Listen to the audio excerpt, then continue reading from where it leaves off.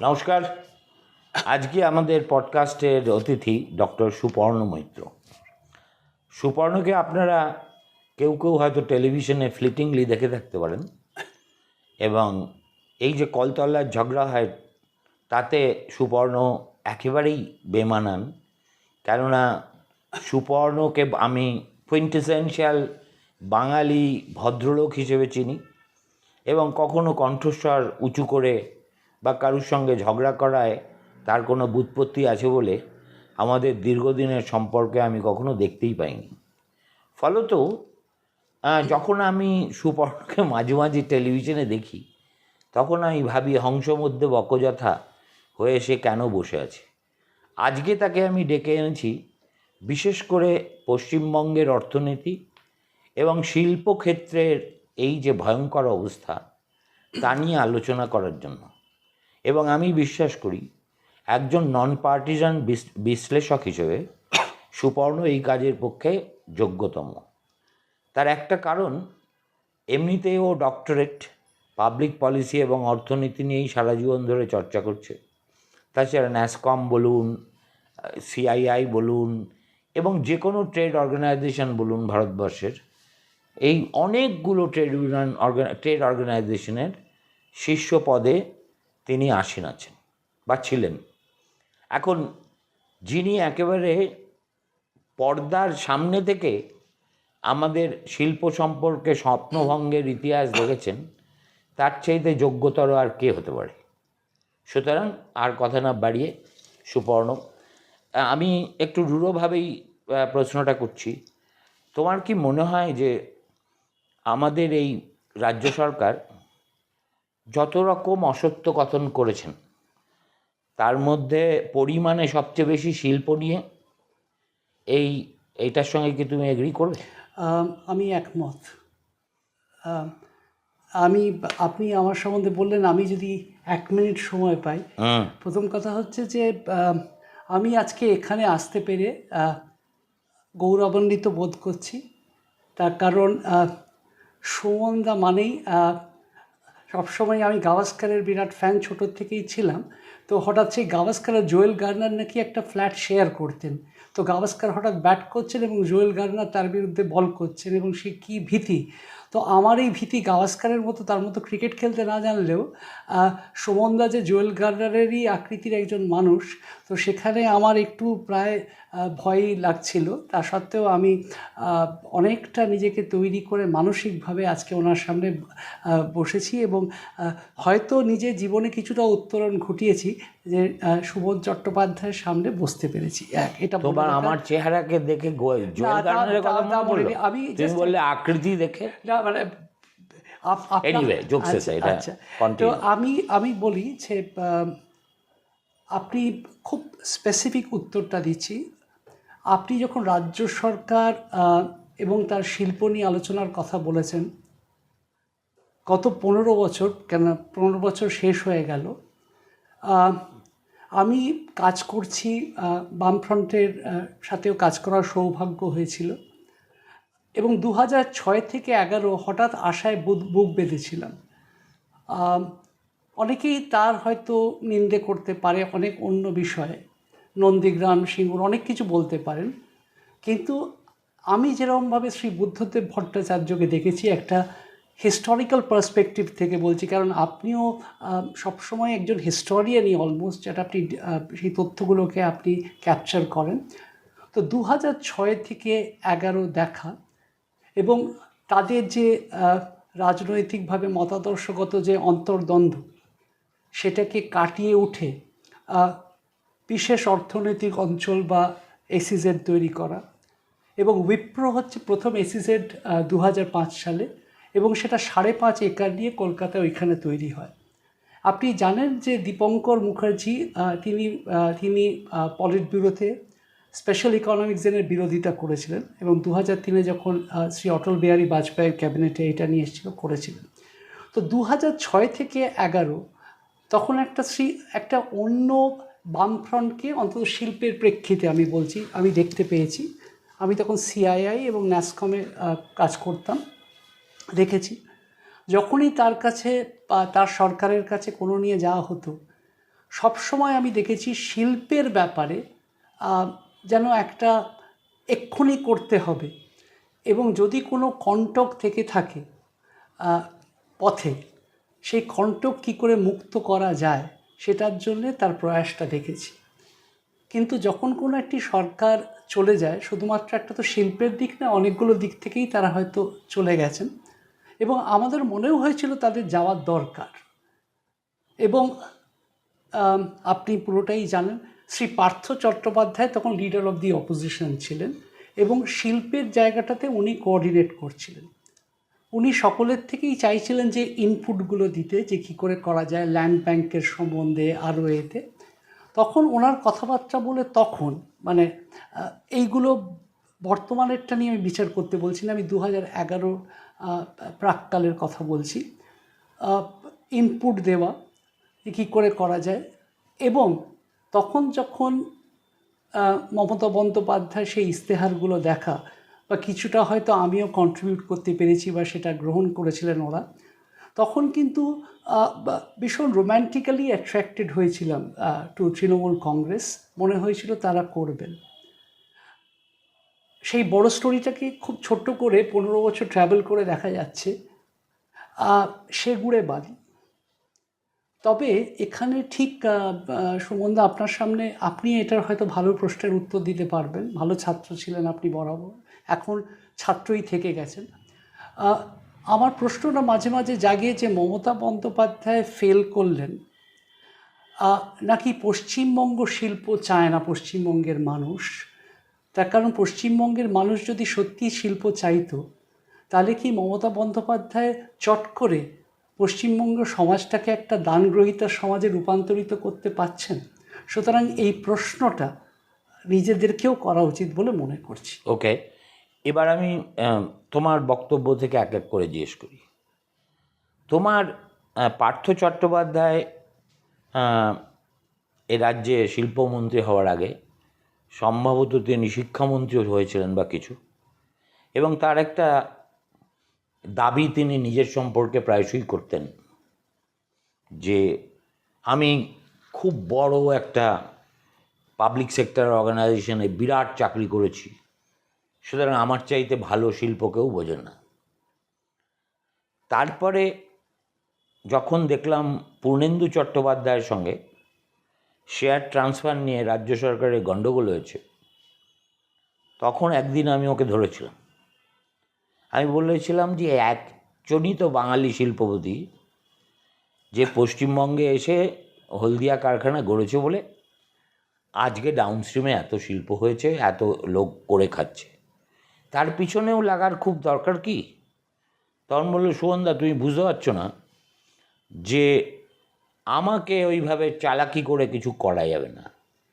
তখন আমি ভাবলাম যে এর হাতে শিল্প থাকা আর মোটামুটি বাঁদরের গলায় মুক্তোর মালা দুটো একই জিনিস। আমি যেটা শুনে অবাক হলাম যে পার্থ চট্টোপাধ্যায়কে দেখে তুমি আদৌ উৎসাহিত হয়েছিলে। খুবই খুবই ভালো প্রশ্ন।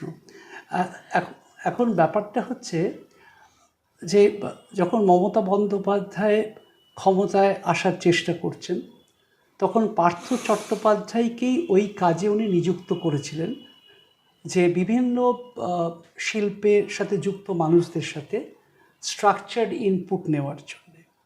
সেই জন্যে আমি যেহেতু বেসটাকে খুব একটা ওয়াইডেন করতে পারছি না, সেই জন্য সেকেন্ড পয়েন্টটা, আমি প্রথম পয়েন্টটার সাথে আপনার প্রশ্নের কোরিলেশন থাকলেও কতটা সেটা ঠিকভাবে আমি উত্তর দেওয়ার জায়গায় আছে আমি জানি না। তবে সেই ক্ষেত্রে সেই প্রেক্ষিতে দাঁড়িয়ে উনি সেই প্রশ্ন, ওর সাথে কোঅর্ডিনেট করছিলাম, এবং 2011 মেতে সরকার আসার পরে 28শে মে আমরা ওয়েবেল ভবনে একটা মিটিংও ডাকি, উনি সেটা ডাকেন। তারপরেই আমরা অগাস্ট মাসে, তখনও কি তুমি সিআইআই? না, আমি ন্যাসকমের হেড ছিলাম। আচ্ছা আচ্ছা। তো আমরা তখন কতজন মানুষ মিলে, 4-5 জন মিলে, আইটি সেক্রেটারি শ্রী পার্থ চট্টোপাধ্যায়, আরেকজন ছিলেন শ্রী এস রাধাকৃষ্ণন, উনি হচ্ছেন electronics and software export promotion কাউন্সিলের চেয়ারম্যান ছিলেন। আমরা নারায়ণ মূর্তি সাহেবের সাথে অগস্ট মাসে দেখা করতে চাই, এবং তাকে বলি যে পশ্চিমবঙ্গ খুব কিন, এবং বলি যে একটা আইটি অ্যাডভাইজারি কমিটি তৈরি হবে সেটা আসার জন্য। সেটা হচ্ছে একটা দিক গেল। কিন্তু কি রাজি হলেন? উনি এসেছিলেন, উনি রাজি হয়েছিলেন কমিটিতে আসা। I was also member of that committee. Kiran Karnik আমার বস, তারা ছিলেন সবাই এতে। আমার মনে হচ্ছে যে পার্থ চট্টোপাধ্যায় এখানে খুব একটা রেলিভেন্ট আলোচনার বিষয় নয়। যেটা বিষয় হচ্ছে যে প্রথম কথা হচ্ছে যে আমাদের সাকসেসিভ চিফ মিনিস্টার, এবং আপনি আবার আমি বলছি, আপনি হয়তো অনেক কিছুরই স্নাতক আছেন বা হতেও কেন সেরকম বা পড়াশুনো করেন বলে। Barring Buddhababu's phase, barring Buddhababu's phase, আর again going back to Shri doctor Bidhan Chandra Roy, যার কথা আমরা পড়েছি এতে আমার মনে হয় যে এটা খুব ইম্পর্টেন্ট। আমার মনে হয় যে background of a person is very important, যারা এটা ভিজুয়ালাইজ করতে পারবেন। আর আমি কিছুদিন আগেই একটা আর্টিকেল আমার বেরিয়েছে, সেই আর্টিকেলটার শীর্ষক হচ্ছে from Macaulay to Mamata via Marxists who is responsible for Bengal's decline. কাউকে আলাদা করে কোনো দোষ বা কিছু না, শুধুমাত্র হিস্ট্রিটাকে ট্রেস করার জন্যে। তবে আমার মনে হয় এই জওহরলাল নেহরুর ফেবিয়ান সোশ্যালিজম, সিডনি ওয়েবদের সাথে এ করা, বা মাওয়েরও কমান্ডিং হাইটস অফ ইকোনমি, এটা বাঙালি সত্তাকে যথেষ্ট ইনফ্লুয়েন্স করেছে বলে মনে করি, এক। আর দুই, ডোমিনিয়ন স্টেটাস 1947-এ পাওয়ার আগেও 1920 সালের সময় যে কংগ্রেস ছিল, মানে অ্যাজ এ প্ল্যাটফর্ম, তখন যারা ওয়ার্কার্সদেরকে বলেছিলেন যে অংশগ্রহণ করতে, তারা কিন্তু বলেছিলেন যে তারা কে, তাদের শাসন ব্যবস্থার মধ্যে তারা ইন্টারেস্টেড নয়, তারা ওয়ার্কার্স রাইটস নিয়ে ইন্টারেস্টেড। সুতরাং আজকে পশ্চিমবঙ্গে যদি 15 বছর পরে দেখা যায়, যেটা মমতা বন্দ্যোপাধ্যায় করতে পেরেছেন হয়তো বলে মনে করি, she has very successfully organised great events, এবং তাতে হয়তো অনেক ইভেন্ট ম্যানেজমেন্ট কোম্পানি, তাদের হয়তো কফার্স বেড়েছে নিশ্চয়ই বলতে পারি, এক, এক্সপোনেনশিয়ালি বেড়েছে। এবং সেই দিন রাস্তাঘাটের আলোগুলো বেশ ভালোভাবে জ্বলে। All roads lead to those convention centres at that time. এবং স্বাভাবিকভাবেই যেটা হয়, যখন একটা প্রচণ্ড পাওয়ারফুল কোনো রাজা বা রানী থাকেন, স্বাভাবিকভাবেই আমি শিল্পকে খুব একটা হোলি কাউ হিসেবে দেখি না, কিন্তু শিল্প তো চায় যে সেরকম একটা সহায়ক পরিবেশ সৃষ্টি হোক। এবং মমতা বন্দ্যোপাধ্যায় শিল্পে কতটা সফল হয়েছেন জানি না, কিন্তু সবাই তার স্টেচারটা ভারতবর্ষে রাজনীতিবিদ হিসেবে জানেন। সেই জন্যে প্রত্যেকেই হয়তো তার ডান দিকেই অবস্থান করতে চেয়েছেন, ইংরেজিতে to be on her right side. সেই জন্যে তারা এসছেন। প্রত্যেক জায়গায় গিয়ে শিল্প অনেক অসত্য বলেন, সেই জন্যে এমওইউটা সেরকমই। কিন্তু তা সত্ত্বেও অন্যান্য 4-5টা রাজ্যে, তামিলনাড়ু, গুজরাট, মহারাষ্ট্র, এবং তামিলনাড়ুতে তো বিজেপি নেই, সুতরাং সেখানে বাস্তবায়ন, এখন ওড়িশায়, এখন আসামে, নিশ্চয়ই একদমই ঠিক বলছেন। এবং সুমনদা, আপনি যদি আমাদের সোর্সটা যদি ওয়েস্ট বেঙ্গল গভর্নমেন্টই আমাদের সোর্স হয়, আমরা যদি বেঙ্গল বিজনেস BGBS-এর যে ওয়েবসাইটটা যদি দেখা যায়, তাহলে সেটা যদি এতদিন ধরে প্রায় 25-30 লক্ষ কোটি টাকার প্রায় বিনিয়োগ তারা প্রমিস করেছেন, ইফ নট মোর। এবং এইরকম একটা পডকাস্টে আসতে পেরে আমি আবার সেটা বলতে চাই, কারণ আপনার ওপরে পিগি ব্যাকিংটা এত সোজা হয়ে যায় না, বিকজ সুমনদার শোয়ে যাওয়া মানে হচ্ছে it is to reach more people, so I utilise this platform. তো সেই যে 25-30 লক্ষ কোটি টাকা দেখেছেন, ভারত সরকারের একটি দপ্তর আছে, secretariat of industrial assistance, department of industrial policy and promotion, department of commerce. সেখানে সারা ভারতবর্ষে 10 কোটি টাকার ওপরে যাই বিনিয়োগ হোক, তার জন্যে ইন্ডাস্ট্রিয়াল এন্টারপ্রেনিউর মেমোরেন্ডাম ফাইল করতে হয়, পার্ট এ IEM, এবং পার্ট বিটা হয় সেটা বাস্তবায়ন হওয়ার জন্যে। আমি আর সময় নেব না, যারা যারা দেখছেন তারা সেই ওয়েবসাইটে গিয়ে দেখে নিতে পারেন যে কি বলা হচ্ছে আর কোথায় আমরা আছি, সেটা বোধহয় আমরা দেখতে পাবো। But I must also congratulate the chief minister. Tell my viewers what is there. হ্যাঁ, আমি বলছি, আই উইল এক্স্যাক্টলি গিভ। তার কারণটা হচ্ছে যে আমি আপনি তো সবসময় খুব ডেটা ড্রিভেন আলোচনা পছন্দ করেন, সেই জন্য আমি দেবো। আমি সেক্টরগুলো বলে দিচ্ছি একদম এক্স্যাক্ট স্পেসিফিক্যালি।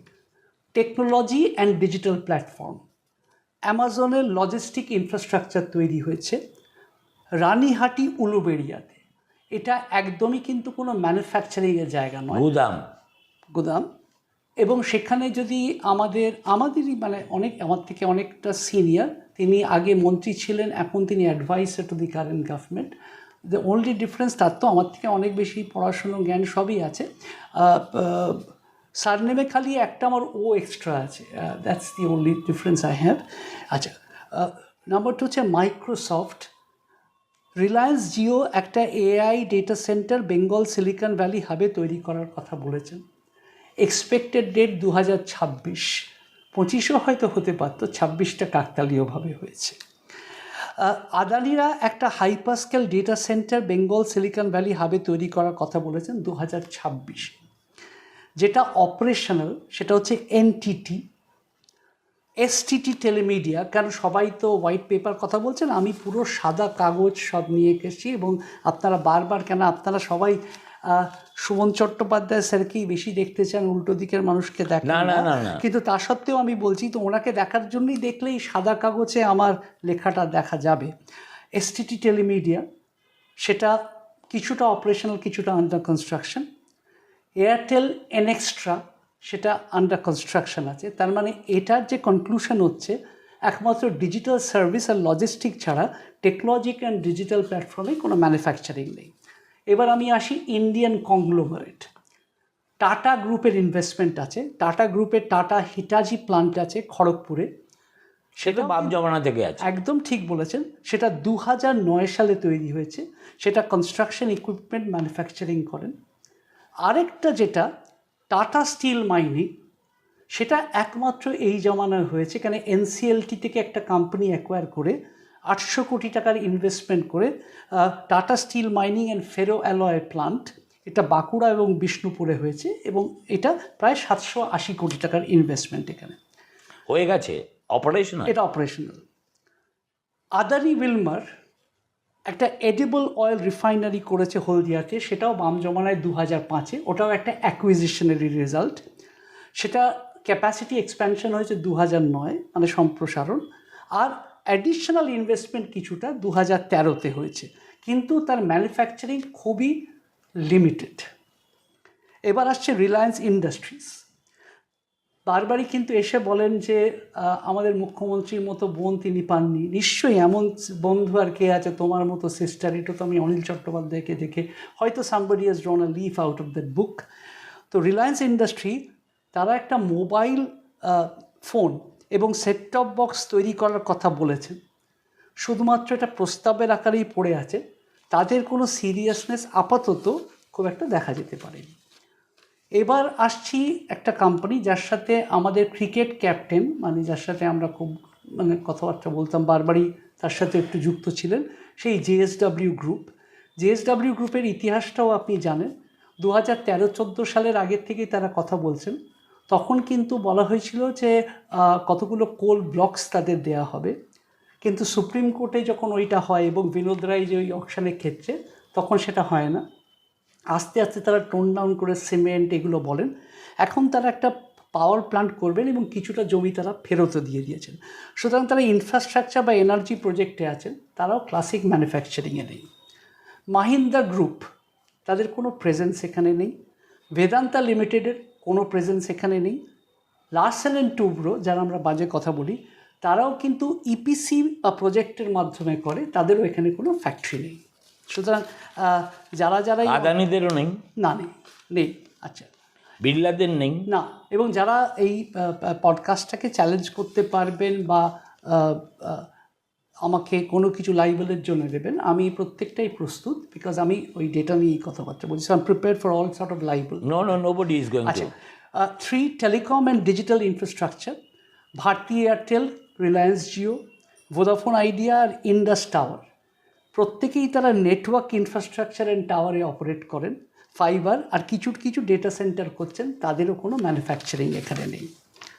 আপনি বলেছিলেন যে আপনার দর্শকরা ডেটা ছাড়া চলে না, আপনিও তাদেরকে ডেটা ফিড করতে চান, সেই জন্যই ডেটা ফিড। বলে যাও। 4 নম্বর, energy infrastructure and manufacturing. Indian Oil কর্পোরেশনের, যেটা আপনি এক্ষুনি বলছিলেন, আপনি যে জায়গার কথাটা রেফার করেছেন, ইন্ডিয়ান অয়েল কর্পোরেশনের হলদিয়া রিফাইনারি, ওটাই হচ্ছে কোর ইন্ডাস্ট্রিয়াল প্রোডাকশন। এনটিপিসি একটা থার্মাল প্লান্ট অপারেট করে ফারাক্কা থেকে নিয়ে, এবং ওই পাশে একটা রানীবাগ কোল ইউনিট থেকে নিয়ে। সুতরাং তাদের লোকেশনটা হচ্ছে নবারুণ, মুর্শিদাবাদ ডিস্ট্রিক্ট। তারাও এনার্জি প্রোডাকশন করেন। গেলকে আরও বেশি ইম্পর্টেন্স দেওয়া উচিত ছিল। আমরা দেখতেই পাচ্ছি যে পাইপ গ্যাস আমাদের কিছু নেই, দিল্লি বোম্বের তুলনায় আমার পাইপ গ্যাস কিছু নেই। সুতরাং তারা একটা কোম্পানি করেছেন হলদিয়া পানাগড় এলপিজি পাইপলাইন প্রজেক্ট বা HPPL। ভারত পেট্রোলিয়ামের এখানে কোনো রিফাইনারি নেই। সিমেন্স এত বড় কোম্পানি, জার্মান, সিমেন্সের কোনো খালি প্রজেক্ট আর সার্ভিস প্রেজেন্স আছে। সুতরাং কেউ যদি বলে অফিস খুলে, হেডকোয়ার্টারটাও তুলে নিয়ে চলে গেল। আচ্ছা, জেনারেল ইলেকট্রিকের পশ্চিমবঙ্গে কিছু নেই। শেল কিছুটা ডাউনস্ট্রিমের প্রেজেন্স আছে। আচ্ছা, বাটার নেই নেই। আচ্ছা, তার কারণটা হচ্ছে ওগুলো তো আমরা পছন্দ করি। বাটা নগরে কিন্তু কেউ বাড়ি তুলে ফেলেছেন, কিন্তু বাটা নেই আর। আচ্ছা, অন্য কিছু সর্ষে বাটা দিয়ে আপনি কিছু করতেই পারেন, but if you talk about Bata, that's not দেয়ার।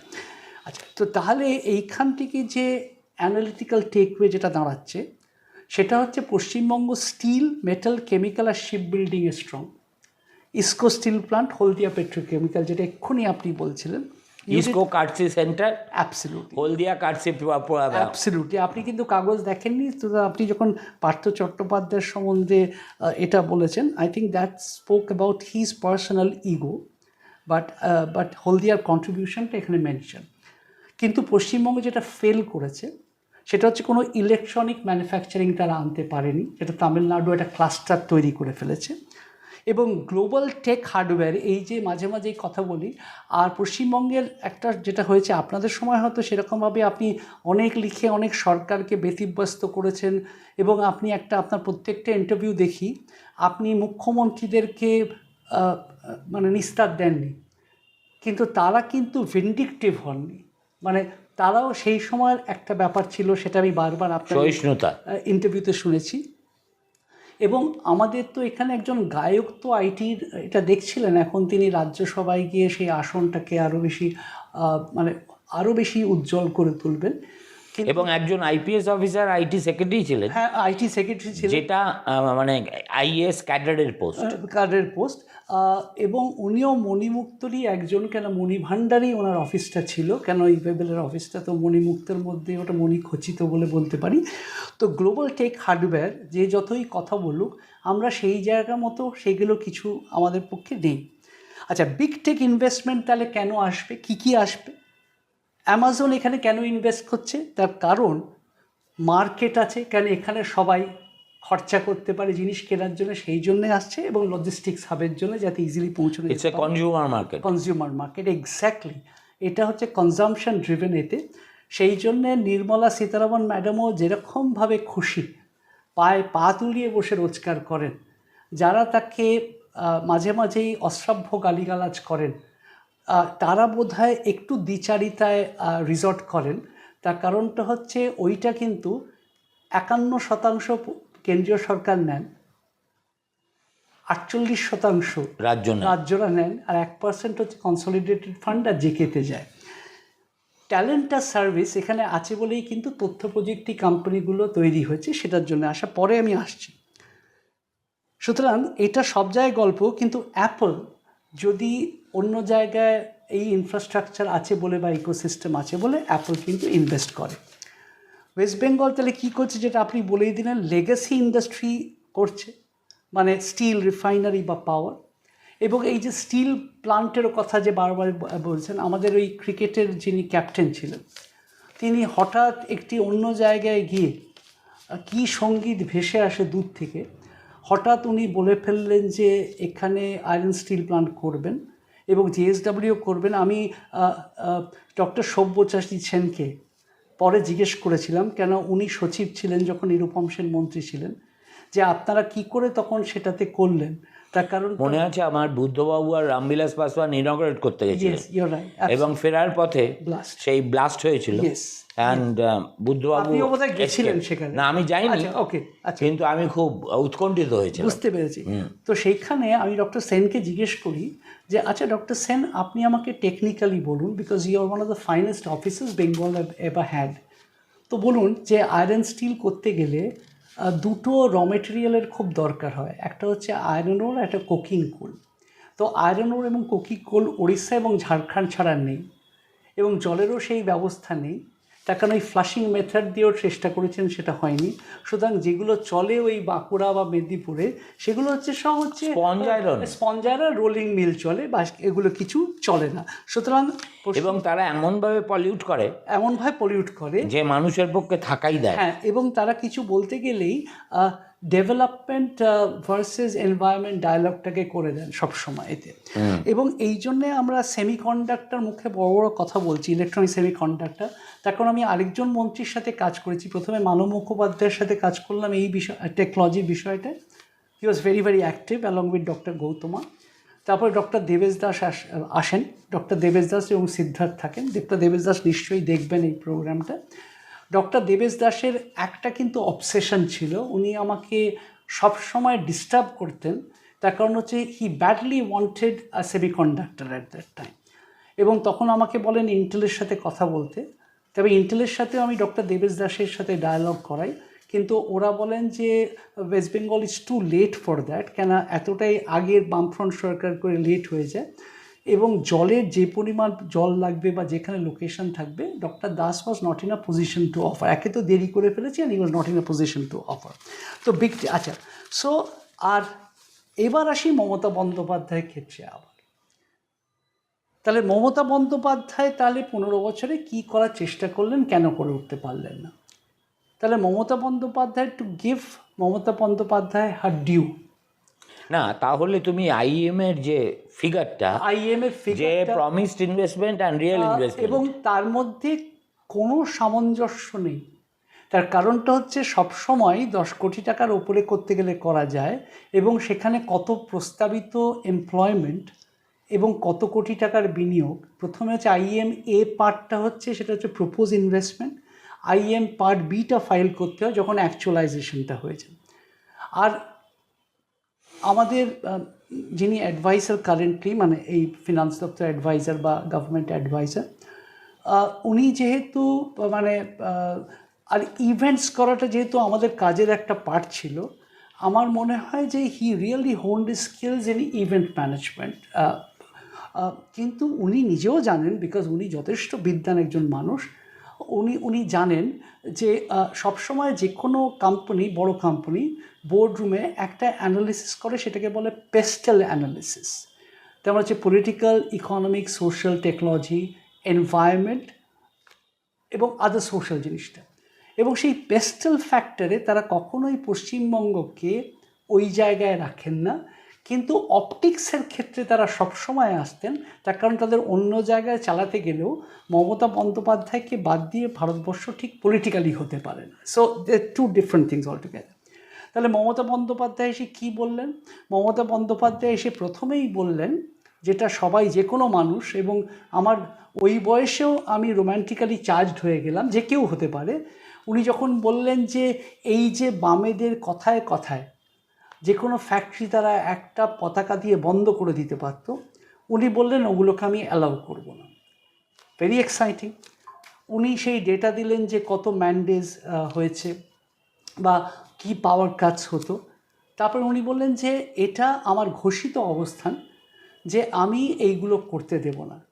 তার জন্যে ফাইনালি মালিকের লাভ হয়েছে কি না জানা নেই, কিন্তু এমপ্লয়ি সুরক্ষা অন্তত এই ব্যাপারে সেটা হতো না। হয়তো বামের ব্যাপারে কিছুটা প্রোটেক্টেড ছিল, তো করতে দেয়নি, হরতাল করতে দেয়নি, সেটা করতে দেয়নি। আচ্ছা, করতে দেবে কি করে? শিল্প থাকলে তবে তো ট্রেড ইউনিয়ন হয়। শি ওয়াজ লাকি, তার কারণ হচ্ছে she was lucky two inherit a place. যদি শিল্পই না থাকে তাহলে তো এনার্জি রিকোয়ারমেন্ট থাকছে না, সেই জন্য পাওয়ার সারপ্লাসটা হয়তো অটোমেটিক্যালি ইনহেরিটেন্সে sometimes you get good things. আরে এটা we saw it during left জিতে। হ্যাঁ, রাইট।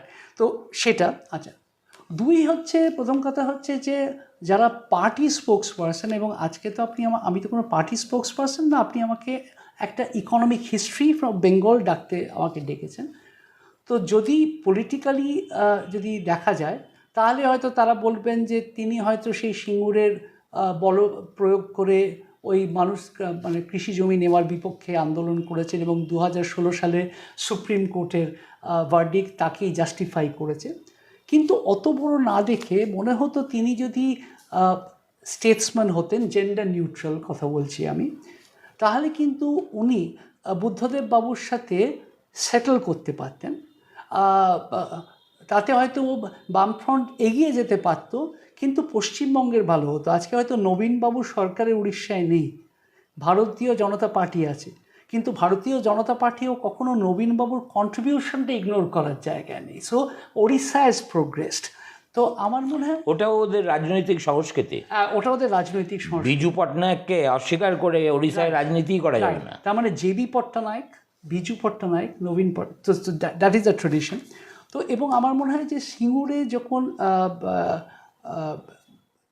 ভেতর থেকে দেখার যেটা হলো, তখন কিন্তু এই মানে সকলেরই মনে হলো যে এখানে কি এরা খুব সিরিয়াস, বা যেরকমভাবে সুমনদা আপনার মনে আছে, আমি একটি নাম বলবো যার আপনি খুবই স্নেহের পাত্র ছিলেন, শ্রী প্রণব মুখোপাধ্যায়, যার আপনি খুবই স্নেহের পাত্র ছিলেন, এবং আপনি একটা ইস্যু আপনি নিজেও ব্যাটল করেছেন যেটা উনি করতেন, একটা রেট্রোস্পেক্টিভ ট্যাক্সেশন ছিল আপনার মনে আছে যখন উনিও ফিনান্স মিনিস্টার ছিলেন। তাহলে সবাই পলিসি সার্টেনটি বা নীতি স্থায়িত্ব চায়। তো তাহলে আজকে কর্পোরেট সার্কেলসে এইটাই গেল যে টাটার মতো একটা রেসপেক্টেড গ্রুপ, তারাই যদি ঠিক করে এখানে না করতে পারেন, তাহলে একটা কমপ্লিট প্রজেক্টকে ডিসম্যান্টেল করে দিতে বাধ্য হয়। তো সেটা যদি করেতে কি করে সেটা হতে পারে। উনি সিঙ্গল উইন্ডো ক্লিয়ারেন্সের কথা বলেছেন বাইতে, যারা ঠিক বড় বড় শিল্পপতি আছে, যারা হয়তো লখনৌতে ক্রিকেট টিম কিনে ফেলেছেন, তারা যেহেতু রানীর কাছে খুব থাকতে পারেন, সেই জন্যে রানীর কাছে কাছে কথা বলতে পারেন, সেই জন্যে তাকে দিয়ে তাদেরকে স্ট্যাটিস্টিক্যাল ভাষায় আউটলায়ার্স বলে, নর্মাল ডিস্ট্রিবিউশন কার্ভ বলে না। সুতরাং নর্মাল ডিস্ট্রিবিউশন কার্ভ দেখতে গেলে আপনি এমএসএমইতে খুব একটা ভালো প্রোগ্রাম করেছিলেন, তাহলে আমার যদি এমএসএমই ডিপেন্ডেন্ট ইকোনমি হয়, তাহলে এই বিষয়টাতে আমি একটু পরে আসবো। হ্যাঁ, so that we suffer. So this continues. Okay, now it is true that during last 15 years এই রাজ্যটা শিল্প দু এক পিস এখানে সেখানে স্পোরাডিক্যালি হতে পারে, কিন্তু শিল্পায়ন is a completely different concept. Yes. যে শিল্পায়নের জন্য কতগুলো পূর্বশর্ত থাকে। Right. সবচেয়ে ইম্পর্টেন্ট পূর্বশর্ত হচ্ছে ইনফ্রাস্ট্রাকচার। নিশ্চয়ই। আসাম, ওড়িশা, এমনকি বিহার, সেখানে গেলে রাস্তার ঘাট দেখলে মাথা খারাপ হয়ে যেতে হয়। পশ্চিমবঙ্গে যেটুকু ভদ্রলোকের মতো রাস্তা, সেটা করেছে NHAI। আমাদের পাওয়ার নিয়ে আমরা সারপ্লাস করি, তার কারণ যেখানে ডিমান্ড নেই সেখানে তো সাপ্লাই লাগে না, ঠিক। সুতরাং এটা নিয়ে গর্ব করার কিছু নেই। কিন্তু একটা প্রশ্ন আমি বলবো, যে মমতা ব্যানার্জির স্টেটেড পজিশনই ছিল, আমি গায়ের জোরে একজনের কাছ থেকেও জমি নেব না। This is what she learn from Singur, and she has stuck to that for 15 years. No power on earth could convince her যে it is a suicidal policy to cling on to. ওই সময় সিঙ্গুর আন্দোলন যারা ঠেঙিয়ে বন্ধ করেছিল, তারা কলকাতার পুলিশ কমিশনার হয়েছে। নন্দীগ্রামের সময় যারা একেবারে বিধ্বংসী মেজাজে ছিল যেসব police officer, they have all become blue eyed boys of Didi later on. সেটাই হওয়া স্বাভাবিক, কেননা আমলা বলুন পুলিশ বলুন এদের কোনো ব্যক্তির প্রতি আনুগত্য থাকা উচিত নয়, কিন্তু এখন অবশ্য সেটাই হয়ে গেছে। কিন্তু for 15 years she refuse to realise. Buddhababu একটা কথা বলতেন, শিল্প তো আকাশে হবে না, শিল্প জমিতেই করতে হবে। এটা যেমন একটা হার্ড রিয়ালিটি, তার চেয়েও বড় রিয়ালিটি হচ্ছে এই বামফ্রন্ট সরকার শুরুর দিকে ক্ষমতায় এসে যেভাবে জমিকে বাইফার্কেট করে দিয়েছে এবং পশ্চিমবঙ্গের জমি এত ছোট ছোট জোতে বিভক্ত যে উইদাউট স্টেট ইন্টারভেনশন কোনো ইন্ডাস্ট্রিয়ালিস্টের বাবাও এসে এখানে 200 একর জমি কিনতে পারবে না। আর তার মধ্যে দালাল আছে, মুৎসুদ্দি আছে, এলেই তারা বার্গেনিং পাওয়ার বাড়িয়ে দেয়। সুতরাং ইন্টারভিনিং মেশিনারি মানে যদি কোনো থাকে, that has to B the state. নিশ্চয়ই। এমনকি ব্যারেন ল্যান্ড যখন সানন্দে মোদি দিয়ে দিল, সানন্দে কেমন টু টাটা, তখনও কিন্তু state had to intervene to give him that land. মানলাম আমরা গুজরাট নই, আমরা হরিয়ানা নই, আমরা পাঞ্জাব নই, সবই মানলাম। কিন্তু এই বোধটা মমতা বন্দ্যোপাধ্যায়ের ভিতরে কেউ সঞ্চারিতই করল না। যে ভদ্রলোক দিল্লিতে একদা ফিকির সেক্রেটারি জেনারেল হিসেবে ওয়াজ এ ট্রাম্পেট বেয়ারার অফ রিফর্মস, এবং সামটাইমস মনে হতো চিদাম্বরমের ভাষাও বোধহয় সেই ভদ্রলোকের ভাষার কাছে ইজ স্পেলিং ইন্টু ইনসিগনিফিকেন্স।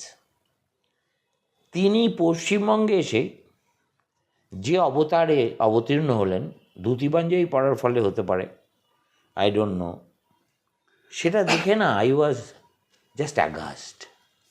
এবং আমি কাউকেই কোনো ব্যক্তিগত আক্রমণ করতে চাই না। আমার দুর্ভাগ্য হয়েছে তাকে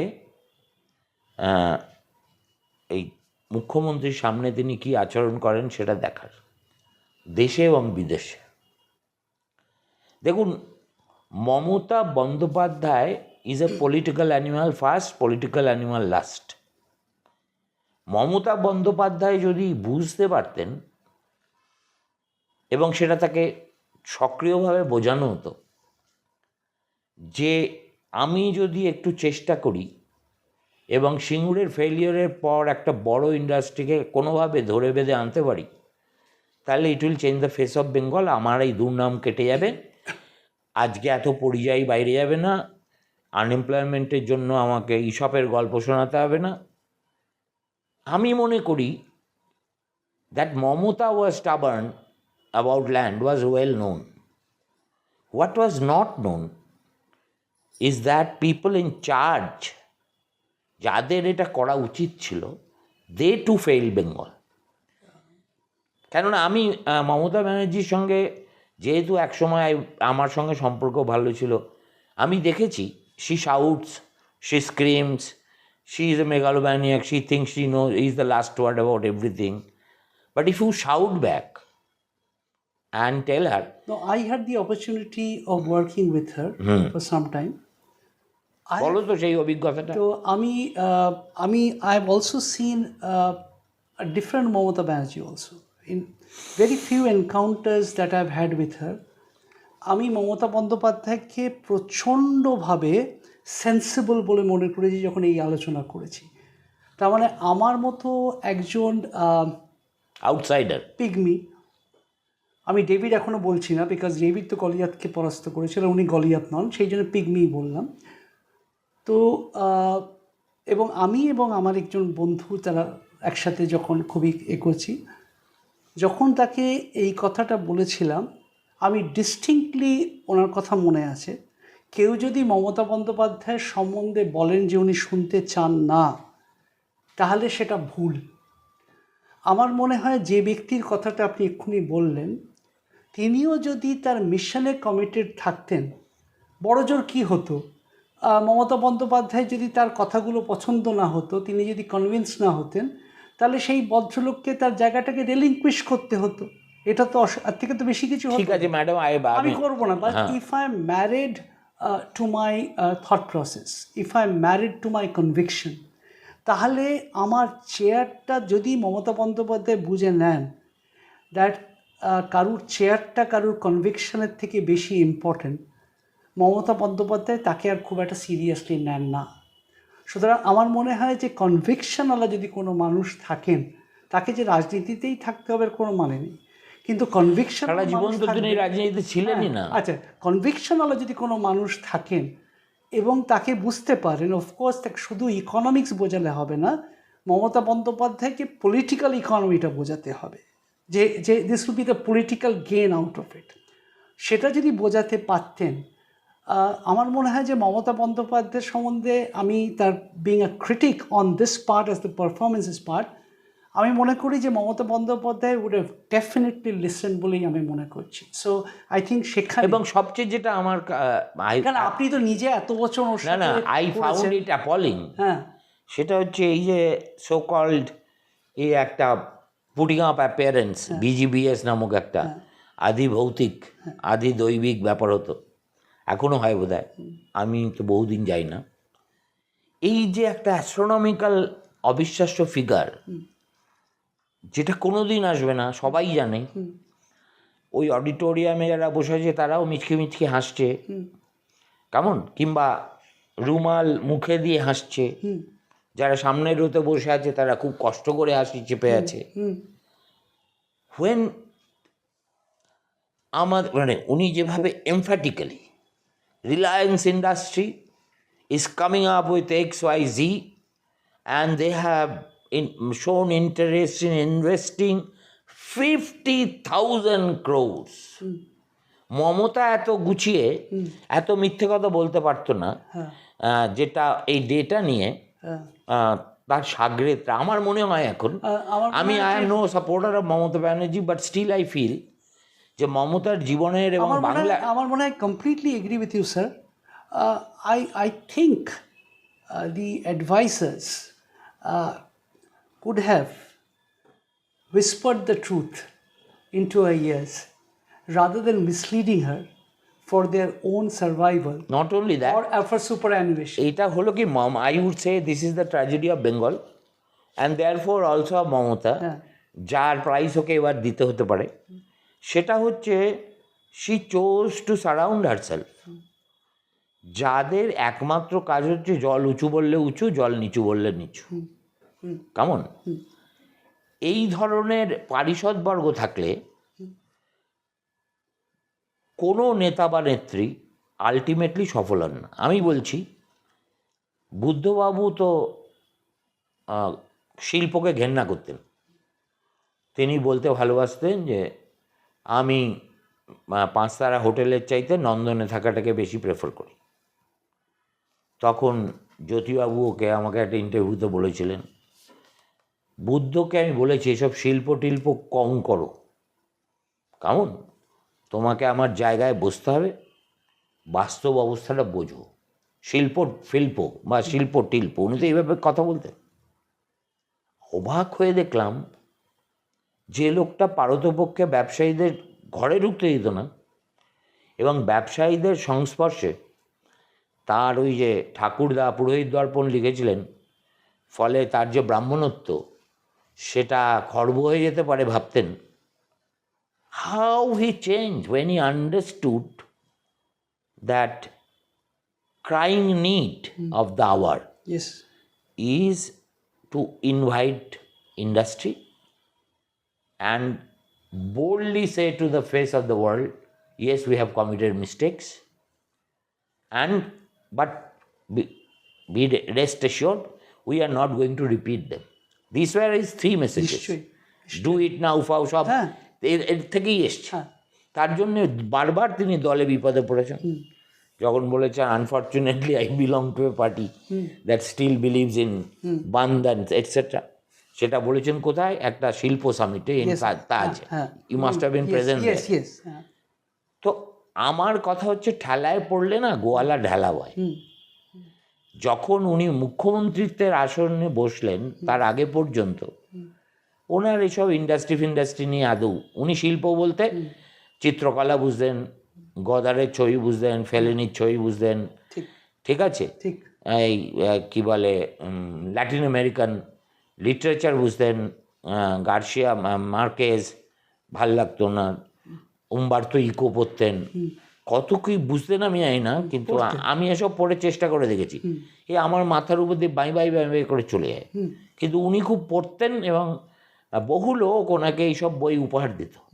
I know some of them very closely, I don't want to name. তো একটা রাজ্যপাটের বাধ্যবাধকতা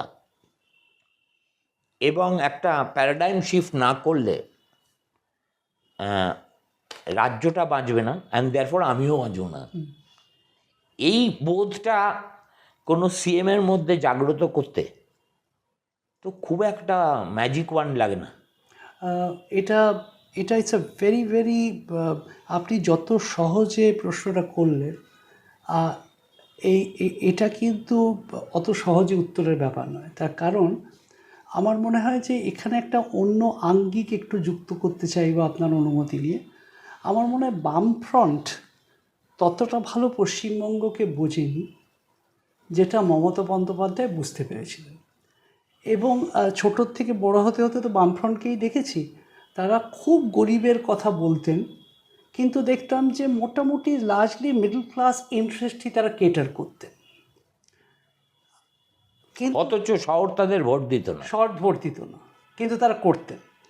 কিন্তু অশোক মিত্র বলেই ছিল I couldn't care less for Kolkata, বলেছিলেন, রাইট। আচ্ছা, এবং যখন মমতা বন্দ্যোপাধ্যায় এলেন, মমতা বন্দ্যোপাধ্যায় মধ্যবিত্তকে তার জীবন শৈলী দিয়ে, ছোটোর থেকে এই কষ্টের মধ্যে দিয়ে মধ্যবিত্তকে ঠিক চিনতে পারলেন এবং প্রত্যেক মধ্যবিত্তর একটি দাম লিখে ফেললেন। ছোটোবেলায় আপনি দেখেছেন ওই আমাদের এই রোলের দোকানে বারবার ওই একটা কাঁচের লেখা থাকতো, চিকেন রোল 16 টাকা, মাটন রোল এই চিকেন এত, মাটন এত। তো উনি বুঝে গেলেন যে কাকে কি দেওয়া যায়। তো উনি বুঝে গেলেন যে, এবং আমাদের মধ্যবিত্ততে খুব একটা চাহিদা ছিল না। একটা মোটামুটি যে কোনো জায়গার চেয়ারম্যান একটা গাড়ি একটু দিয়ে টিয়ে যাবে, একটু সেলাম টেলাম হবে, কোনো একটা বঙ্গবিভূষণ বঙ্গ পুরস্কার, বেশি চাহিদা নেই। তো তো মমতা বন্দ্যোপাধ্যায় চট করে সেটা বুঝতে পারলেন। তাহলে এই করে করে মোমবাতি মিছিলটা উনি বন্ধ করে দিলেন। তার জন্য কোরিলেশন হয়ে মোমবাতি বিক্রি কলকাতায় বন্ধ হয়েছে, আমি এক্ষুনি ডেটা নেই, বলতে পারবো না, পড়ে আসেনি ওটা। নিশ্চয়ই হয়েছে, নিশ্চয়ই হয়তো হয়েছে, হয়তো দেওয়ালির সময় একটু হয়তো হয়েছে, হ্যাঁ।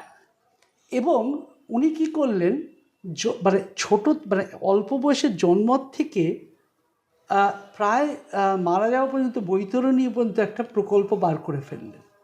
তাতে কি হলো, সুব্রত মুখোপাধ্যায়, উনি আর জীবিত নেই, আমাকে একটা ভালো কথা বলেছিলেন যে দেখো সুপর্ণ, উনি তো মমতা বলেই বলতেন, সেই জন্য আমি মমতা বলে বলছি, কিছু মনে করবেন না, কেন ওনার কথাটাই বলেই আমি ওটাকে কোট করি, আমিও বলি সো হোয়াট। না, তো উনি বললেন যে মমতার একটা গুণ হচ্ছে, মমতার ঝুলিতে কিন্তু লেবন চুস, টফি, ললিপপ, অনেক কিছু থাকে এবং প্রত্যেকটা শ্রেণীর জন্য আলাদা আলাদা করে দেয়। সুতরাং কি হচ্ছে, রাজ্য 8 লক্ষ কোটি টাকা দেনাতে গেছে, কিন্তু কেউ মনে থাকবে না। তার কারণ অ্যানাটমিক্যাল চেঞ্জ কিছু হোক না হোক, আজকে কিন্তু রাস্তায় ত্রিফলা পার ত্রিফলা, সেই যে ত্রিফলাটা পেটে বিদ্ধ করে চলে যাচ্ছে সেটা দরকার নেই, কিন্তু একটু অন্তর অন্তর ত্রিফলা জ্বলছে।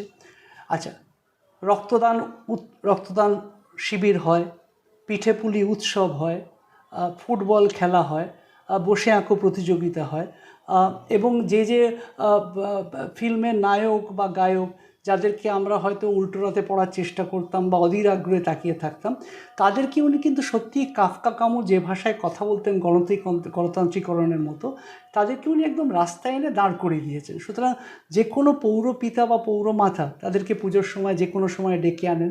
সুতরাং কী হচ্ছে, এই যে একটা মেক বিলিভ ওয়ার্ল্ড তৈরি করে দেওয়া হয়েছে, তাতে কি হচ্ছে, দ্য মেজরিটি অফ পিপল যারা ভোট দিচ্ছেন, যেখানে মধ্যবিত্ত রা খুব একটা, যতটা চায়ের কাপে তুফান তোলেন, তারা খুব একটা ভোট দিতে চান না।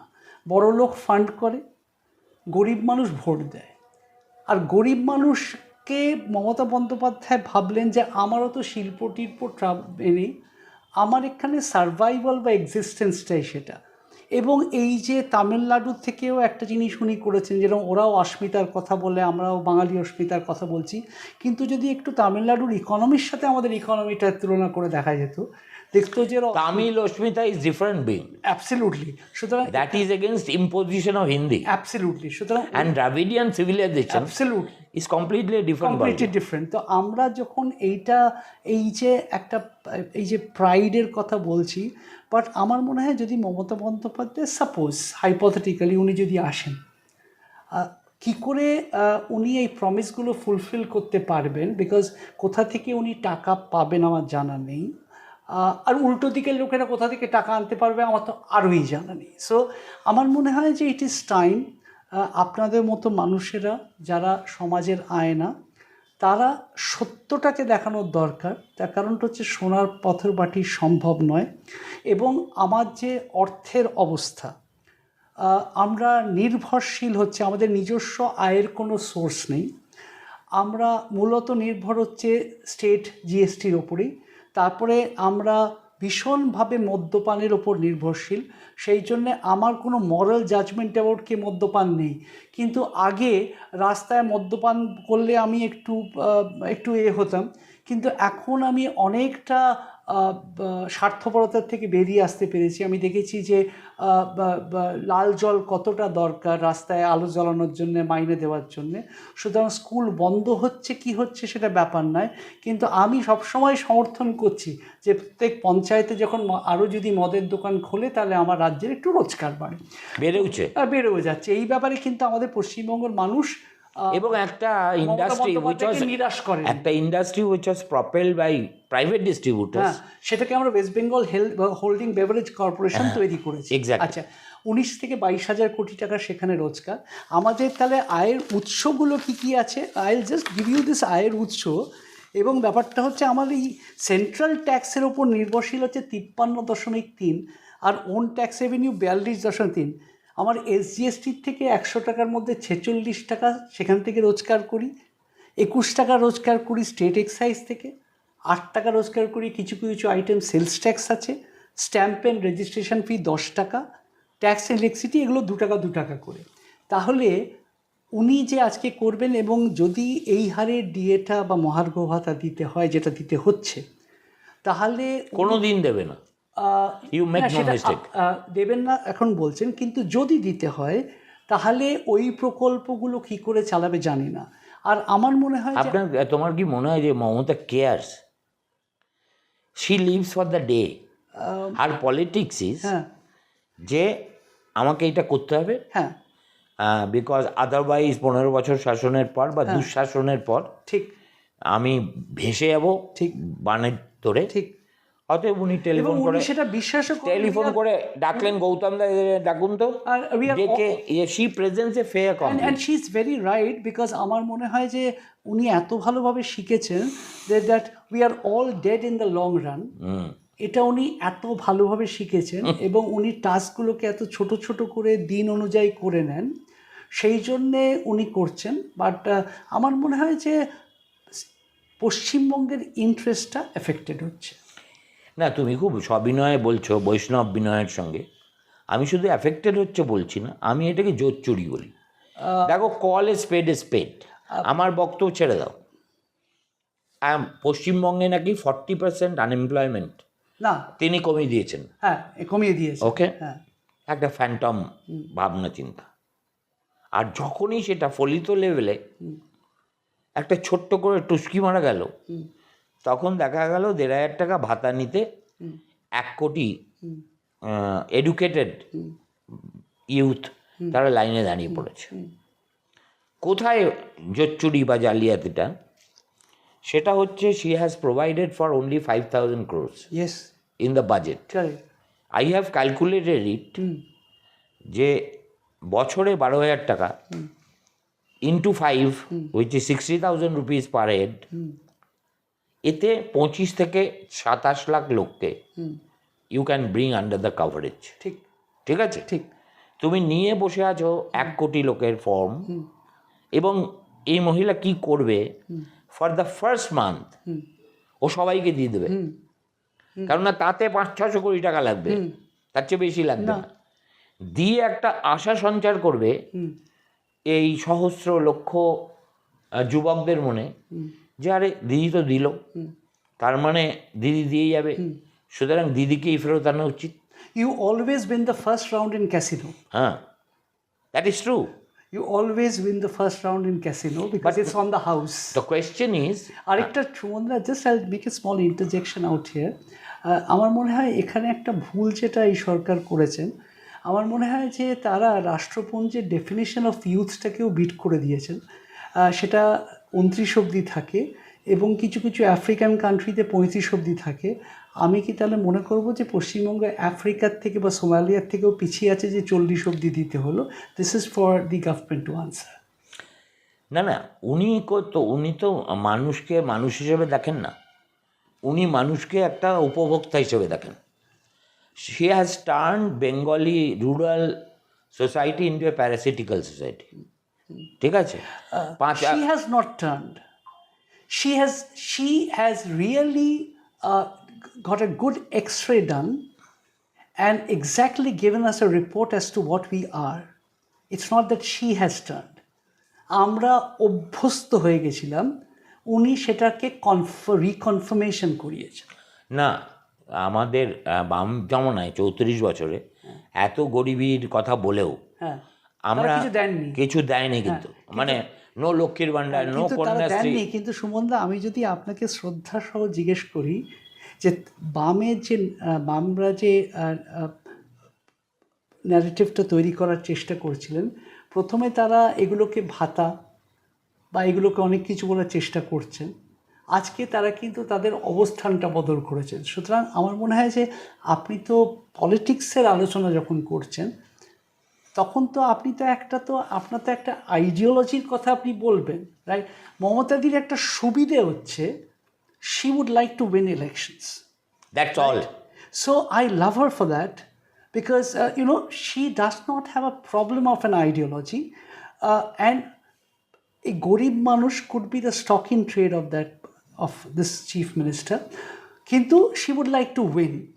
কিন্তু যারা so called আইডিওলজির কথা বলে, তারা একে হারানোর জন্যে আবার এরই পন্থা যদি নয়, তো sometimes Mamata is the winner and Bengal is the loser. Not only that, now it has become a common template yes, for almost every government. Yes, ঠিক আছে, অ্যাবসলিউটলি। নরেন্দ্র মোদী মুখে বলেন রেউড়ি কালচার, হ্যাঁ, যে পরিমাণ টাকা ভারত সরকার রেউড়িতে খরচা করে। ঠিক কথা। সুতরাং এখানে মানে এই বলে আমায় দেখ, ও বলে আমায়। there is a difference. ডিফারেন্সটা হচ্ছে এই যে Earning it. হ্যাঁ, yes, absolutely on the dot sir. 10টা রাজ্য, ধরুন কংগ্রেস শাসিত 2টো রাজ্য আছে, আম আদমি পার্টি পাঞ্জাবে করে, তৃণমূল এখানে করে, এই 10টা রাজ্য আপনার এইরকম যুবসাথী প্রকল্প করে। বিমারু। হ্যাঁ, কিন্তু সেই বিমারু বাদ দিয়ে পাঞ্জাবটাও বাইরে আছে বলছি, তো সেইগুলো যখন করে, you look at the money that they are earning. আর আমি কিন্তু যেখান থেকে করার চেষ্টা করছি, এবং কালকে হয়তো ধার নিয়ে করবো, এবং coming back to Purnendu Chatterjee's thing, ওদের সাথে যে মামলাটা বা যা কিছু হচ্ছে, প্রায় প্রতিটি যেটা হচ্ছে প্যান্টালুন ক্যানাক স্ট্রিটের পাশে, সেই বাড়িটাও প্রায় বিক্রি করে যেন টাকাটা শোধ দেওয়ার কথাটাও এমনভাবে হচ্ছে। সুতরাং আমরা মুখে নরেন্দ্র মোদীকে হয়তো গালাগালি দিচ্ছি, কিন্তু আমরা কি বকলমে মানিটাইজেশন করার কথা ভাবছি না, 1। 2 হচ্ছে ইনফোসিস, যে জন্যে আমরা ওখানে গিয়েছিলাম, তখন একটা লিজ, একটু জমির জন্য কথা বলা হয়েছিল। পরে যখন এটা করা হয়েছে, ইনফোসিসকে 50 একর জমি লিজ হোল্ড থেকে ফ্রি হোল্ড করে দেওয়া হলো। তার মানে you have given them the right to sell of the land which is public asset. তার মানে this is something which is also very inappropriate. But not done by anybody in the past. No. সে তো যে সরকার হিটকোট টাকা দিয়ে Yes. দীঘায় মন্দির করে, Yes. আর ওখানে দুর্গা মণ্ডপ করে, হ্যাঁ, মহাকাল মন্দিরের প্রস্তাব দেয়, সেই গভর্নমেন্ট তো irresponsible is an very understatement. It is a recklessly irresponsible government. ঠিক আছে, আমার অবাক লাগে এই, যেহেতু আমরা এই বাংলার আমলাতন্ত্রকেও দেখেছি, we have seen people like Rathin Sengupta, Tarun Dutta, Krishnamurthy, ঠিক আছে, তাদের মানে রথীনদা দরজা খুলে চিফ সেক্রেটারিশিপ করতেন, কিন্তু যেভাবে কমান্ড স্ট্রাকচারটা হাতের মধ্যে ছিল, এবং যেটা সত্যি কথা সেটা জ্যোতিবাবুর মুখের উপর বলে দিতেন। এই যে জহরদা তো আমলা হিসেবে খুব বেয়ারা ছিল, এবং প্রায়শই বুদ্ধবাবুর সঙ্গে জ্যোতিবাবুর সঙ্গেও ঝগড়া হলো এই বানতলা এটা নিয়ে, এবং আমি বানতলায় লেদারেরও দায়িত্বে ছিলাম হ্যাঁ ইনফ্যাক্ট। হ্যাঁ, আমি বলছি ওই যে যোগু ডালমিয়াকে যেভাবে দেওয়া হচ্ছিল, এমএল ডালমিয়ান কোম্পানি। হ্যাঁ he was totally oppose to it. Correct. এবং নট উইথস্ট্যান্ডিং দ্য ফ্যাক্ট হ্যাঁ যে ডালমিয়ার স্ত্রী হ্যাঁ ওনার ঘনিষ্ঠ শ্বশুরবাড়ির আত্মীয়, হুম হুম হুম কেমন, কিন্তু উনি মনে করেছেন this is right and my job is to say it in so many words to the face of the minister concern. তারপর তিনি কি করবেন তার ব্যাপার। আমি তো জানি। এখন বিল আইন পড়ে যায় হ্যাঁ শুধু হাতে হা মেলাতে, আর দিদি আপনি ফাটিয়ে দিয়েছেন। না, তার হয়তো দুটো ব্যাপার আছে সুমনদা, আমি হয়তো জাস্ট আপনাকে করবো। প্রথম কথা হচ্ছে আমি মানে আপনি অনেক বেশি আমলাদের তাদের সাথে করেছেন, কিন্তু আমি দু একজন যে আমলা যারা জ্যোতিবাবুর সাথে কাজ করার এটা হয়েছিল বা সিদ্ধার্থবাবু ওদের সাথে কাজ করেছেন, সেই আমলারাও একই পরীক্ষা দিয়েছেন হয়তো, কিন্তু সেই অনেক কঠিন পরীক্ষা। কিন্তু সেই আমলাদেরও ঋজু চরিত্র ছিল। আর ব্যাপারটা হচ্ছে চিফ মিনিস্টার তারও অনেক উদারতা ছিল।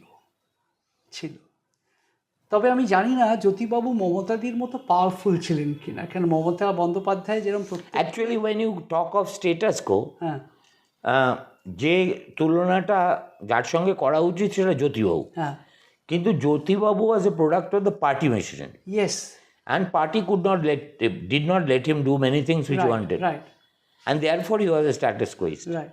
Here she is the state. প্রথম কথা হচ্ছে আমি দুটো সাকসেসফুল এক্সাম্পলস দেখি ভারতবর্ষে, who has set up their own companies, political companies. আর আমি মমতাদিকে সবার ওপরে রাখবো, তার কারণ হচ্ছে Jayalalithaa madam was lucky to be under the tutelage of MG. Ramachandran, কিন্তু মমতা বন্দ্যোপাধ্যায় নিচে it's one of the best start ups of India as far as politics is concern.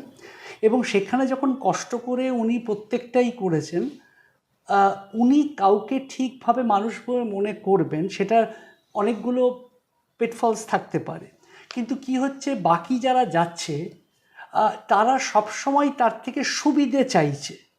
সুতরাং যারা সুবিধে চাইতে যাচ্ছে তারা কখনো তাকে কিছু কথা বলার জায়গায় নেই।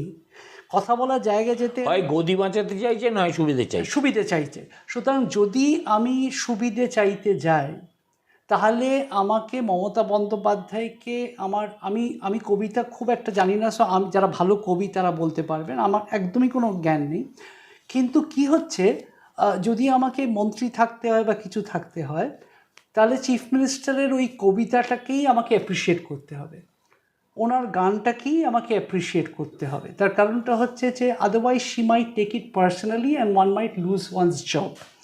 তো সেই জন্যে রূপেনদা একটা ভালো পোস্ট করেছে দেখছিলাম এতে, রূপেনদা হ্যালো, আচ্ছা, তো পোস্ট করেছেন যে এখানে এত আনএমপ্লয়মেন্ট, সেখানে উনি লিখেছেন যে বিধায়কের প্রপোজিশনটা বোধহয় খুব একটা অ্যাট্রাকটিভ প্রপোজিশন বলে উনি একটা অ্যারিথমেটিক দিয়েছেন। তো আমার মনে হয় যে মমতা বন্দ্যোপাধ্যায় জ্যোতি বসুর থেকে অনেক বেশি powerful, because she has set up everything by herself. এবং বাকি যারা আছেন তাদেরও মমতা বন্দ্যোপাধ্যায়ের কথা শুনতে হবে। 2, 3 সেই জন্য যা হওয়ার আমরা ঠিক সেই জায়গায় তার মানে তুমি টিএমসি কে বলছো is the finest possible political startup. আমি মমতা বন্দ্যোপাধ্যায়ের থেকে এর থেকে বেস্ট স্টার্টআপ, পলিটিক্যাল স্টার্টআপ। তার কারণ হচ্ছে আমাদের আরেকটা উদাহরণ কি হতে পারত, চন্দ্রবাবু নাইডু। না, আমি আসছি, দিল্লির আম আদমি পার্টি হতে পারত, সেখানে মীরা সান্যাল থেকে শুরু করে কুমার বিশ্বাস থেকে নিয়ে তারা সবই কিছু করেছেন।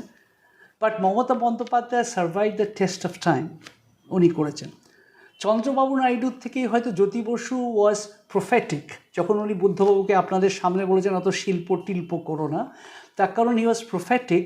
তার কারণে চন্দ্রবাবু সাইবারাবাদ করে যে ইলেকশন হারতে পারবেন উনি হয়তো নস্ট্রাডামাসের মতো দেখতে পেয়েছিলেন, কিন্তু চন্দ্রবাবু নাইডু নির্বাচন হেরে গেলেও তিনি কিন্তু তার লক্ষ্যে অবিচল থেকেছেন আর স্বপ্ন ছাড়েননি। সেই জন্যে আজকে যে কাজটা করছেন and they are attracting the best possible investment. সুতরাং আমি বলছি যে we want Mamata Bandyopadhyay to be successful. Mamata Bandyopadhyay যদি হেরে যান, যে আসবেন আমরা not at the cost of the no, state. প্রথম কথা হচ্ছে please don't take Bengal for granted, please don't take Bengal for granted. সুতরাং সুমনদা, আপনার মতো যে মানুষ, তাকে আমার মতো খুব সাধারণ মানুষের একটা অনুরোধ থাকবে যে আপনি আয়নার মতো করে আপনি শুধুমাত্র বলবেন যে look, irrespective of whichever party comes to power, we must decide the template of the state. যেরকমভাবে চিমন ভাই প্যাটেল থাকবে, কি সেখানে অন্য কেউ থেকেছে আজকে গুজরাটের যেরকম স্ট্রাকচার বদলায়নি, তামিলনাড়ুতে AIADMK থাকবে কি ডিএমকে থাকবে, তামিলনাড়ুর স্ট্রাকচার বদলাচ্ছে না। মহারাষ্ট্রতে কোন দিকে গিয়ে থাকবে, স্ট্রাকচার বদলাচ্ছে না। সুতরাং আমাদের কিন্তু বেসিক টেমপ্লেটের জায়গাটা ফিক্স করতে হবে, ওয়ান। সেকেন্ড হচ্ছে, আপনি ওই গুজরাটের সানন্দ, এই দারুণ সুন্দর লাগলো ওটাকে ওরকমভাবে আপনি সবসময় you have always played with words, কিন্তু নিশ্চয়ই আপনি বলুন বলপূর্বক নিতে দেব না, তাহলে আপনার যে ল্যান্ড ব্যাংক আছে, আপনি ল্যান্ড ব্যাংক তো একটা আইসোলেটেড জায়গায় হতে পারে না, তার সাথে তো সোশ্যাল আরবান ইনফ্রাস্ট্রাকচার আপনি তৈরি করেননি। দুই, তিন হচ্ছে এত ইন্ডাস্ট্রিয়াল এস্টেট আর ইন্ডাস্ট্রিয়াল পার্ক আছে, আপনি কি সেরকমভাবে প্রি অ্যাপ্রুভড এনভায়রনমেন্ট ক্লিয়ারেন্স নেওয়ার লোককে সেখানে আনতে পারছেন? So like you need to talk business. আপনি খুব তাকে ভালো করে, মমতাদি আপ্যায়নে ওনার জুড়ি মেলাভার, উনি ভালো ভালো পাঞ্জাবি ধুতি লোককে দেন এবং আপ্যায়নের ওনার মতো মানুষ হয় না। But I am not thinking about that আপ্যায়ন পার্ট। তার কারণটা হচ্ছে, যে একটা প্রমোটার আসে, সে কিন্তু তার স্টেক হোল্ডারের ইন্টারেস্টটা দেখতে হয়। He would definitely love to have a relationship with Mamata Di for the rest of his life because she's a lovely sister to have. But whether তার স্টেক হোল্ডারের স্টেকটা উনি মমতা বন্দ্যোপাধ্যায়ের উপর ঠিক ছাড়তে পারবেন কি না, দেয়ার লাইজ দি কোয়েশ্চেন। না, সে তো ছাড়তে পারলই না। পারলেন না। এবার I am returning to a fundamental issue which you raised একেবারে শুরুতেই। সেটা হচ্ছে, বাংলা কি শিল্প চায়? বাংলা তার মেয়েকে চায় কি না, এই প্রশ্নের একটা জবাব পাওয়া গেছিলো গতবার। এবার অবশ্য অত অ্যাগ্রেসিভ ক্যাম্পেইন কিছু দেখিনি এখনো পর্যন্ত। এই কথাটা তোমাকে যেমন ভাবায়, আমাকেও হবে। এবং হিস্টোরিক্যালি যদি আমরা একটু ইফ উই গো ব্যাক, আমরা দেখেছি অনেক সময় এই শিল্প সংক্রান্ত বিতর্কে বাঙালিরা পারে না, হেন কাজ নেই, এই ধরনের একদল লোক আছে তো, যারা সেই দ্বারকানাথ ঠাকুরের কথা বলবে, কার্টেগোরিয়ান কোম্পানি, পিসি রায়ের কথা বলবেন, এবং প্রাগৈতিহাসিক যুগের কথা। কিন্তু একটা সব রাজ্যেরই একটা সংস্কৃতি আছে, রাইট, অ্যাবসলিউট। সেই সংস্কৃতিটা একদিনে তৈরি হয় না, একদিনে ভাঙাও যায় না। ঠিক কথা, ঠিক আছে? ঠিক। আমরা ছোটোবেলা থেকে বড় হয়েছি এ কথা শুনতে শুনতে, এবং শুনতে শুনতেই বিশ্বাস জন্মে যায় যে industry is a dirty word. নিশ্চয়ই। Whoever invest in a stock market is a foray. ঠিক আছে? আমরা বাংলা সাহিত্য যা পড়েছি, সেখানে সবসময় ব্যবসায়ীকে চিত্রিত করা হয়েছে, হয় সে কাঁকড় মেশায় ইয়েতে, নইলে বেবি ফুডে জালি করে। ফিল্মে যেসব ব্যবসায়ী চরিত্র আছে, যাদেরকে বরুণদা নিজে ব্যবসায়ী হওয়া সত্ত্বেও ব্যবসায়ী বলতেন। So when a race is led to believe that money is not a good thing, ঠিক আছে, তখন সত্যিই তো ক্রেভিংটা আসবে কোত্থেকে, এক নম্বর। দু নম্বর, বাংলার বাবা শিল্প চাইতো, প্রোভাইডেড অ্যাজ আই সেড, যে ওই বিজিবিএসে যে লোকগুলো আসে, তারা ওই প্রকাশ্য মঞ্চে দিদির কে ধুনুচি দিয়ে পুজো করার বদলে, যদি এই তো একটা টাস্ক ফোর্স হয়েছিল, কত কিছু হয়েছে, তাদের সব নামজাদা শিল্পপতিরাও আছে, আদৌ কটা মিটিং হয়েছে আমি জানি না, তারা ওনাকে বোঝাতেন যে এই রাস্তায় চললে আমরা আসবো না। মুকেশ আম্বানি এসে কি বলে, যে দিদিও কালী ভক্ত, নীতা আম্বানিও কালীভক্ত, সুতরাং ওখানে ওই স্কাই ওয়াকটা করে দিয়েছে। দিদিমণি বললে আমি করেছি, টাকাটা যে নীতা দিয়েছে কোনোদিন বলবে না। আর মুকেশ আম্বানির চাইতে ওয়াইলি পলিটিশিয়ান ভারতবর্ষ এই কে আছে এন্টারপ্রেনার? ঠিক কথা। আসল কাজটা কিন্তু উনি দিদিকে দিয়ে করিয়ে নিয়েছেন। ঠিক।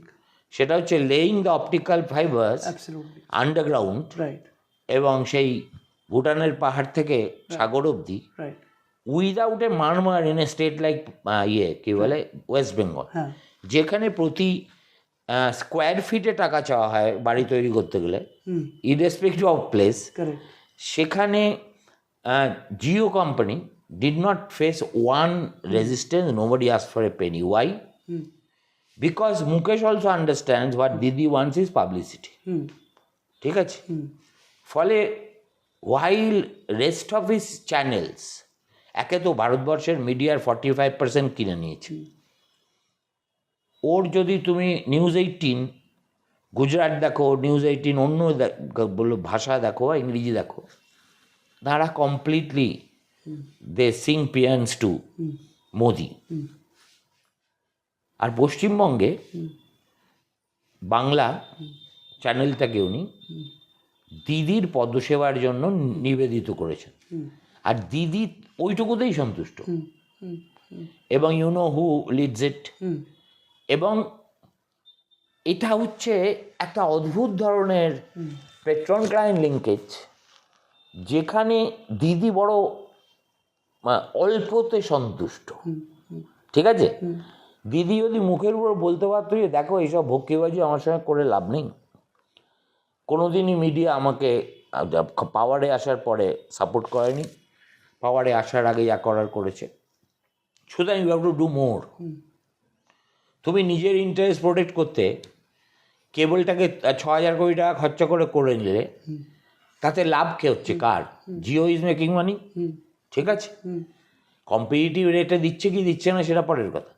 আর তুমি কতগুলো এখানে রিটেল শপ করেছো, এইসব চলবে না। How much have you invested in Gujarat, in Tamil Nadu, rest of the world? পশ্চিমবঙ্গের জন্য একটা 5,000 কোটি টাকার প্রকল্প করতে এইরকম লাগে, টুস্কি দিয়ে মুকেশ আম্বানি করতে পারে, নিশ্চয়ই, তাই না? নিশ্চয়ই। সুতরাং Sanjeev Goenka, she has allowed him to continue his monopoly, যেটা ভারতবর্ষে আর কোনো মেট্রোপলিটন ঠিক শহরে আর নেই। ঠিক। কেন দেয় সেটাও আমরা বুঝতে পারি।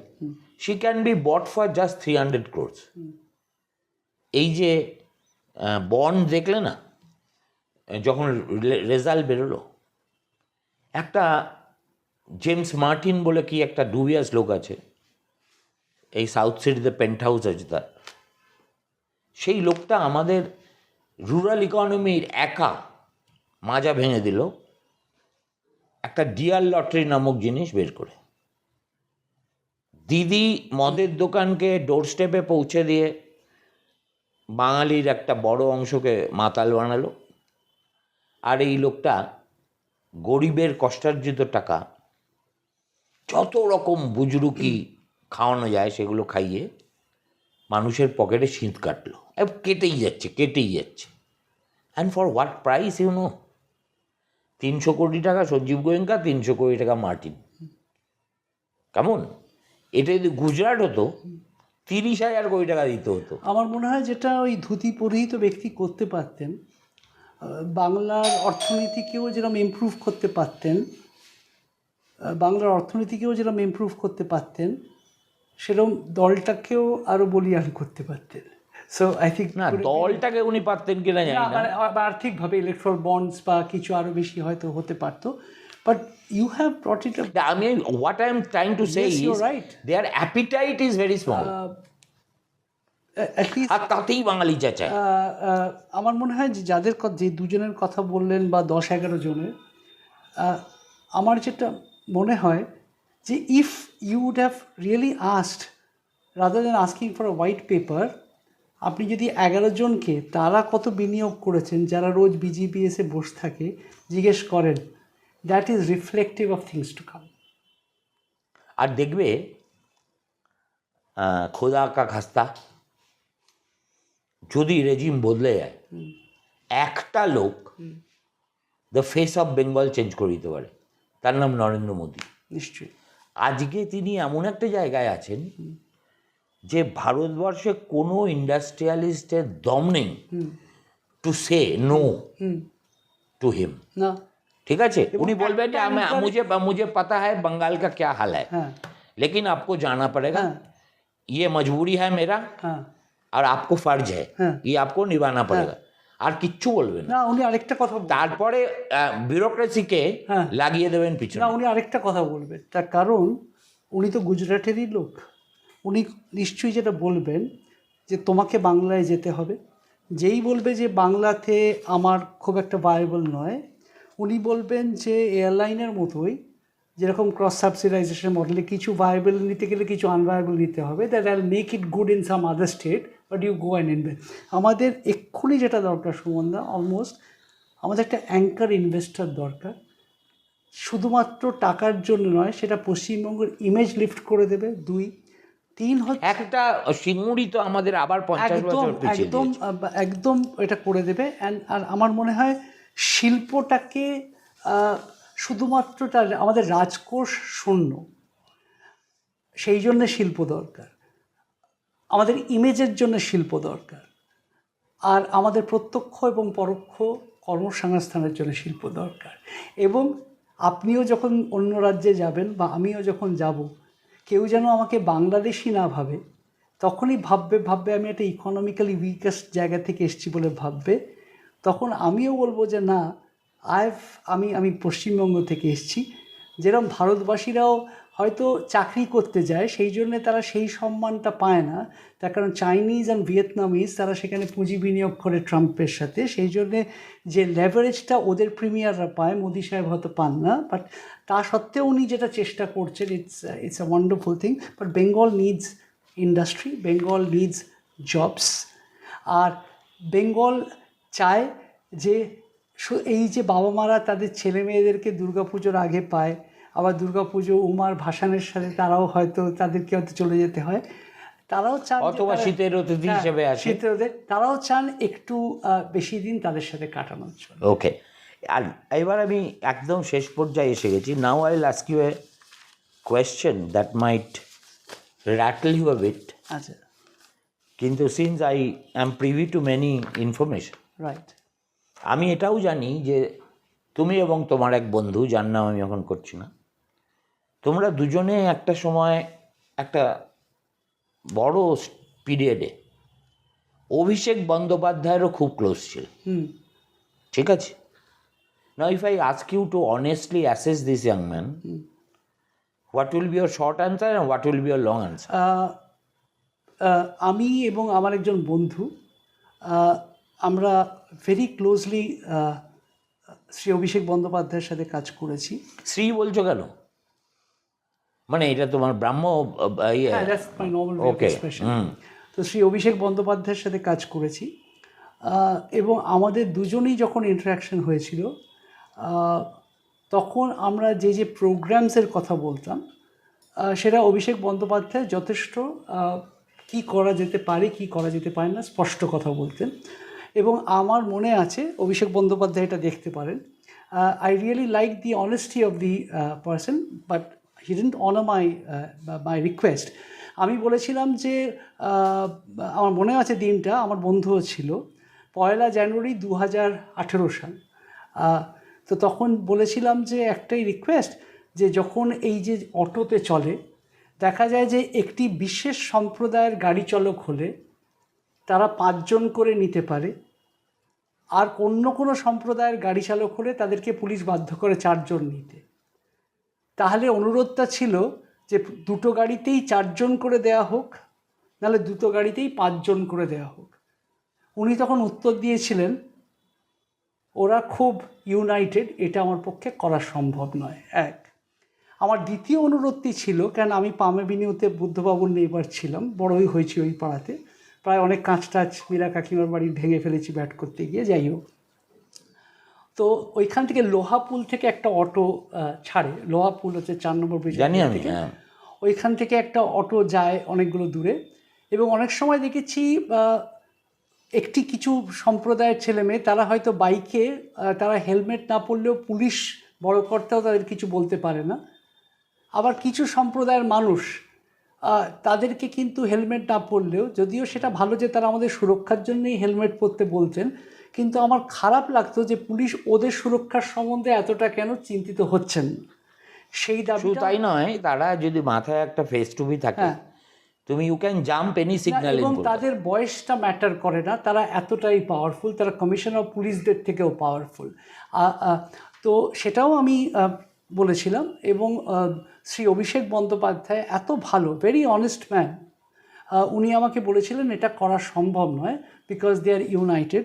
আমার মনে হয়েছিল যে উনি হয়তো আশা করছিলেন যে অন্য সম্প্রদায়টা অর্গানাইজড হবে। আমার মনে হয় 2026-এ বোধহয় সেই সম্প্রদায়টা অর্গানাইজড হচ্ছে। তো যেটা অভিষেকবাবু চেয়েছিলেন সেটাই বোধহয় বাংলা হচ্ছে। আর ওর সম্পর্কে যে এত কথা শোনা যায়, হ্যাঁ, দ্যাট হি ইজ করাপ্ট, হি না মিনস মানি। আসলে আমরা কি হচ্ছে, আমি বলছি যে আমাদের সাথে সম্বন্ধটা ভেরি রোম্যান্টিক অ্যান্ড ইসোটেরিক। সুতরাং আমরা কোনো তো বেডরুমে আমরা তো যাইনি। সো তো তাহলে বেডরুমে না গিয়ে রোমান্টিক কি করে হয়? না, বেডরুমে গিয়েও it's love that you continue looking at that, but কথাবার্তা ভালো লাগতো, right? Was he quick on the uptake? He was, because Abhishek Bandyopadhyay সম্বন্ধে এটা বলতেই হবে আমাকে, যে অভিষেক বন্দ্যোপাধ্যায় ওইটা করতেন। আমি শ্রী ডেরেক ওব্রায়েন, রাইট, আর আমার বন্ধু, we three were working in the same team, এবং আমরা প্রথম অনেকগুলো প্রোগ্রামস করি প্রত্যেকটা জায়গায় যাওয়ার জন্যে। তো শ্রী অভিষেক বন্দ্যোপাধ্যায়কে যখন বলি that we would like to need this support to be organising that thing, উনি কিন্তু সঙ্গে সঙ্গে সেটা মানে সেটা করেন। তাই বলে কি I see eye to eye with regard to the way I see Bengal, তার কারণ উনি যখন ক্যাম্পেনে এখন যাচ্ছেন, উনি বললেন যে সামাজিক সুরক্ষার ওপরেই জোর থাকবে, কিন্তু সামাজিক সুরক্ষা বিরেফট অফ শিল্পায়ন সেটা কি করে আইসোলেটেড ওয়েতে এক্সিস্ট করতে পারেন, সেই শ্রী অভিষেক বন্দ্যোপাধ্যায়ের থেকে আগেও জিজ্ঞেস করার সেটা সুবিধে হয়নি, আর এখন তা সম্ভব না। So you have seen both, মানে যাকে মানে হিন্দিতে বলে বুয়া Bhatia. I have seen both. I will only say that দিদিকে আমি এটা এখনও মনে করি, যদি কেউ তার জায়গা ছেড়ে, উনি শুনবেন, উনি সেটাকে বাস্তবায়ন করবেন কি না করবেন জানি না, কিন্তু যদি ওকে ঠিকভাবে বলা যেতে পারে, ভেবেই নিতে হবে চাকরিটা এক্ষুনি চলে যেতে পারে, তাহলে জেতার একটা চান্সও থাকতে পারে with regard to that idea. Abhishek Banerjee I found very suave, very very smart of course, এতে দিদি ট্রেডিশনাল, এতে ভেরি স্মার্ট, কিন্তু স্মার্ট বললেই যে ঠিক টেমপ্লেটটাকে যেটা উনি হয়তো করবেন, তার কারণ উনি যদি দিদির এই রাস্তাটাতেই সাফল্য পান, তাহলে হঠাৎ সে অভিষেক বন্দ্যোপাধ্যায় কেন রবার্ট ফ্রস্ট হবেন আমি বুঝে উঠতে পারছি না। Thank you very very much, we really had enchanting discussion. আমার শ্রোতারা আমাকে অভিযোগ করে, সুমনদা আপনি একটু কম বলুন, অতিথিকে বলতে দিন, সেই জন্য আমি আজকে খুব সচেতন হয়ে কম কথা বলছি। না না না না, কথা হচ্ছে আমি তো উল্টে, আমি সত্যি আবার শেষেতে বলছি আপনাকে অনেক অনেক ধন্যবাদ, because YONO You see, you can clear your chest in my presence. No, I can. And the thing is this, আপনার সাথে কথা বলার সুবিধা কী হচ্ছে, আপনি তো কোনো এলিয়েন অলট্রিস্ট নন, ইউ আর পার্সন এখানে প্রেসিডেন্সি প্রোডাক্ট, ডিপলি রুটেড, আর যে কোনো জায়গায় যেতে পারতেন। আর আপনি কোনো দিন সেরকমভাবে কি বলবো, আপনি ক্যাপটিভ ইকোনমির একটা প্রোডাক্ট ছিলেন না, যে আপনি একটা আমলাও হননি, আপনি একটা শিক্ষক হননি। হ্যাঁ, আপনি হয়তো শিক্ষক বা আমলার মতোই সিকিউর একটা কাজ করেছেন, but that was due to your ability. No, but that were different days. That was due to your ability. এবং তবে আপনিও বুঝেছেন, আপনিও যে ধরনের মানুষের সাথে কাজ করতে করতে গেছেন, তারপরের দিকে যখন আপনি দেখতে দেখতে গেছেন, তখন আপনি ফোড়েদের জয় জয়কার দেখতে দেখতে এসছেন, তখন মহিরুহের পতন, তোমার উত্থান। তোমরা তো দীর্ঘদিন ধরে ব্যবসা বাণিজ্যের জগতে আছো। এইটি খুব ব্লান্ট প্রশ্ন এবং বোকা বোকা প্রশ্ন। Do you sniff change in the air? I think Don't give a diplomatic answer. no. I think it depends on whom you are meeting. প্রথম কথা হচ্ছে যে That was always true. হ্যাঁ, it depends, but I think এবার I think the resolve is much more to change amongst the people, particularly people who are looking for jobs, youth. তারা একটা different Bengal দেখতে চাইছে, এবং ছেলেরা তার মা যখন লক্ষ্মীর ভাণ্ডারটা নিতে যাচ্ছে সেও হয়তো তার বেনিফিশিয়ারি, কিন্তু কোথাও তারও মনে হচ্ছে that he is selling his tomorrow for some gain today. Well put. Thank you very much. Thank you.